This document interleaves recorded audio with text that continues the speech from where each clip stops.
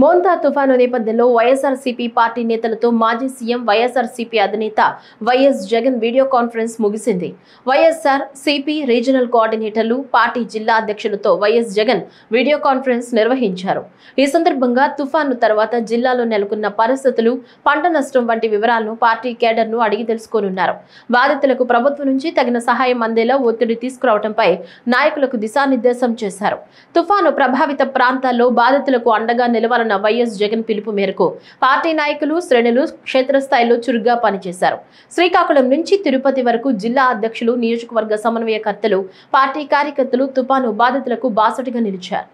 బాగా పొట్టకొచ్చిన సమయంలో జరిగిన కురిసిన ఈ వర్షాల వల్ల పంట నేల ఒరిగింది.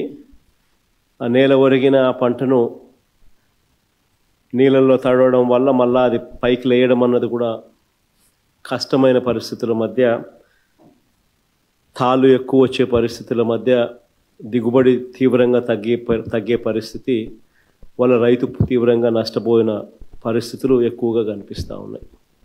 శ్రీకాకుళం నుంచి మొదలెడితే దాదాపుగా నెల్లూరు దాకా కూడా, ఇంకా నెల్లూరు నుంచి కూడా కాస్త ముందుకు కూడా ఈ ప్రభావం కనిపిస్తూ ఉంది. కర్నూలు, కడప, అన్నమయ్య జిల్లాలు, చిత్తూరు జిల్లా, ఉమ్మడి చిత్తూరు జిల్లాలో కూడా,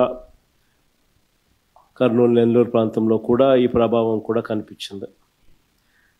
దాదాపుగా 25 జిల్లాల పరిధిలో, 396 మండలాల పరిధిలో, 3320 గ్రామాల పరిధిలో దీని ప్రభావం కనిపించింది.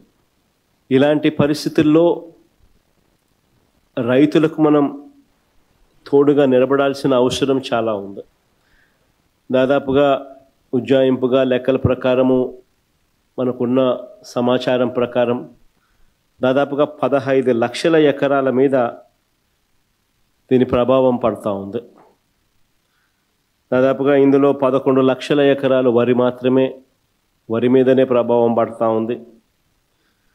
39 లక్షల ఎకరాలలో మామూలుగా వరి సాగయ్యే పరిస్థితి ఉంటే, అందులో దాదాపుగా 11 లక్షల ఎకరాలలో దీని ప్రభావం పడుతూ ఉన్న పరిస్థితులు కనపడతా ఉంది.